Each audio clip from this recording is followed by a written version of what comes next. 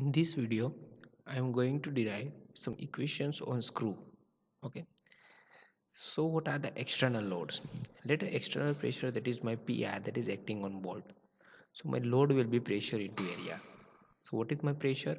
PR into area, that is pi by 4 into d square. Okay. This load that can be divided into two parts, PB and PM. PB, it means we have here two. One is a bolt material, second one, that is one is a bolt, and second one, that is material of this gasket. Okay, so P is divided into two part.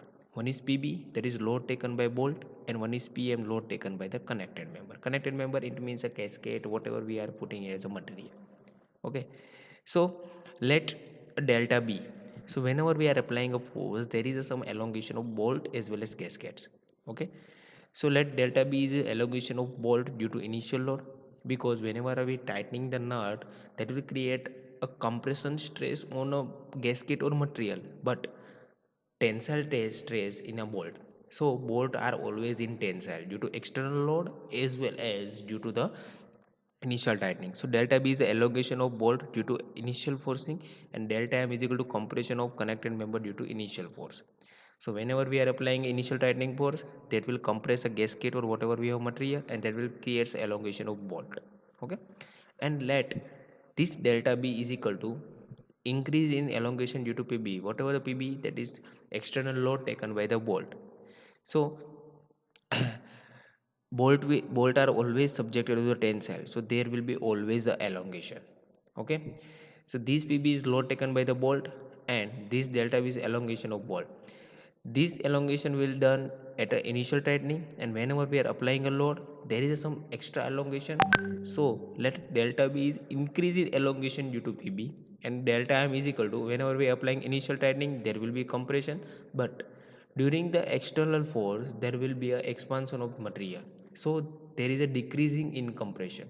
Okay, so delta M is equal to decrease in compression, but we know that whatever the elongation that this delta B, same way, that is a decrease in compression. It means increase in elongation is equal to decrease in compression. Look at it here. Okay, here delta B is equal to delta M. So here we are defining the stiffness of two material, stiffness of bolt and stiffness of material. Okay, so stiffness of bolt is load upon elongation, PB upon delta B. Stiffness of material is equal to PM upon delta M. Here, suppose K1, K2, K3 are in series. So we can say equivalent 1 upon Km is equal to K1 plus K2, 1 upon K1 plus 1 upon K2 plus 1 upon K3. Okay. Let Km is equal to combined stiffness of connected member. So what we can say? By changing delta B and delta B, we can say PB by KB is equal to PM by Km. Here, PM is equal to, if I PM is equal to PB, Km by KB. Okay, but I know that my total force P is equal to addition of PM plus PB. So my P is equal to PM, I can say PB, Km by KB, and PB. PB will be common out, 1 plus Km by KB. KB will be goes here, Km plus KB upon KB, where Km is equal to stiffness of material, KB is equal to stiffness of bolt. So my PB is equal to P overall load P, KB upon Km plus KB, and PM is equal to P, Km upon KB plus KB. Okay, so this P is divided into PB and PM. Now we consider as a stiffness factor C. What is C? That is KB upon Km plus KB. This whole term, if I take a C, there is a bolt stiffness upon combined stiffness, bolt and connected member. So I can say PB is equal to P into C, PM is equal to 1 minus C into P, Km upon KB plus KB, KB plus Km is equal to 1 minus C. So PB is equal to P into C, PM is equal to 1 minus C upon P. So what should be resultant load on bolt? I said that bolt are always in tension. So resultant load on bolt, that is initial load plus PB. PB is equal to P into C. What is material on FM? That is PM, but initial load in terms of compression. That's why we are taking minus. Okay, that's why we are taking minus.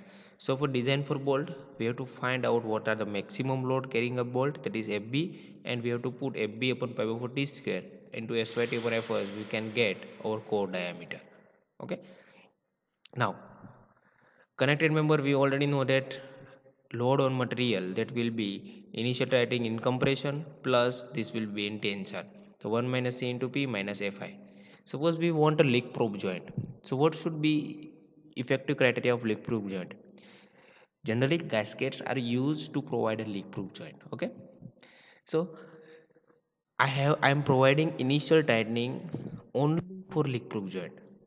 So whenever I am providing initial tightening, so my initial tightening should be greater than or equal to 1 minus C N 2 P. It means my this load should be less than or equal to 0. Then and then there will be leak proof joint. If this force will be greater than 0, so there is a leakage problem. So this should be less than or equal to 0. So that Fi should be greater than or equal to 1 minus C into P. Okay. This will be my initial load. So P into 1 minus C should be less than or equal to 1 minus. So this is the condition for leak proof joint. We can say that explain the condition for leak proof joint. So you have to derive this equation. You have to explain why we are providing leak proof joint and how we can prevent the leakages. Okay. Now the last one, that is bolt of uniform strength. We know that in some portion of bolt there is no thread and in some portion there is a thread, and we already know that bolt will always fails on the threads part, not a shank part. So what are the strain energy absorbed sigma square by 2e? We can make one conclusion that more energy is taking place in thread, so failure is taking place in thread always. So to make a bolt of uniform strength, it means at each section or at each point my strength must be the same. Okay. So to maintaining that uniform strength, what I have to do? I have to make the cross section area for both the same. So there are some methods to make a bolt of uniform strength. First method, that is drilling hole in shank up to starting to thread. It means you have to drill a hole from here to here up to starting of thread, so that this area and this area will be same. Okay. Second, increasing the core diameter to shank diameter. It means whatever the drilling area that you have discovered, you just put on the thread. It means your core diameter must be the same diameter. So pi by 4 d square is equal to pi by 4 d square. Okay. But whatever the hole that you are created, pi by 4 dh square, pi by 4 dh square, okay, that will be converted into pi by 4 d square minus dc square. It means this area. Pi by 4 d square, it means overall nominal dimension minus dc square minus this. So these areas above this line, these are the same as we are creating the hole. So we can say pi by 4 dh square, that is hole created inside the shank, is equal to whatever the upper diameter minus the core diameter. So this equation that is used for solve the numerical, that is dh is equal to root of d square minus dc square. D square is equal to nominal diameter, dc square is equal to core diameter. Suppose they have said the diameter of hole to be drilled to make m30. M30, it means it is a nominal diameter as a uniform strength. So we can say how much amount of diameter to be hole to be drilled. Okay. Generally, core diameter is taken as 0.8 times of nominal diameter. Clear? So we can use this relation, pi by 4 d square minus d square is equal to pi by 4 dc square. What is the core diameter? That is pi by 4 d square minus, that is whole square. You can use dh is equal to root of d square minus dc square. If you put d is equal to 30, d is equal to 0.84 into 30, because core diameter is somehow less than the nominal diameter, and you will get dh is equal to 18 mm. So it is somehow about the screw, design of screw. If I talk about the important questions, okay, so we can say that from starting of screw, you must know about the what are the application of screw, what are the terminologies of screw designation. They can ask a screw designation, that suppose this is my thread, explain what it says. Okay.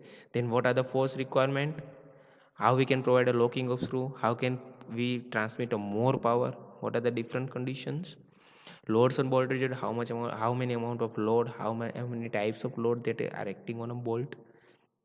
Then initial training, there is analysis, complete analysis. Okay. Stiffness part, we can say here how we can provide a leak proof joint, condition for leak proof joint, that is a condition for leak proof joint, and bolt of uniform strength. So these are the contents from the screws. Okay. So in next videos we are starting our power screw design for the power screw. Okay. Thank you.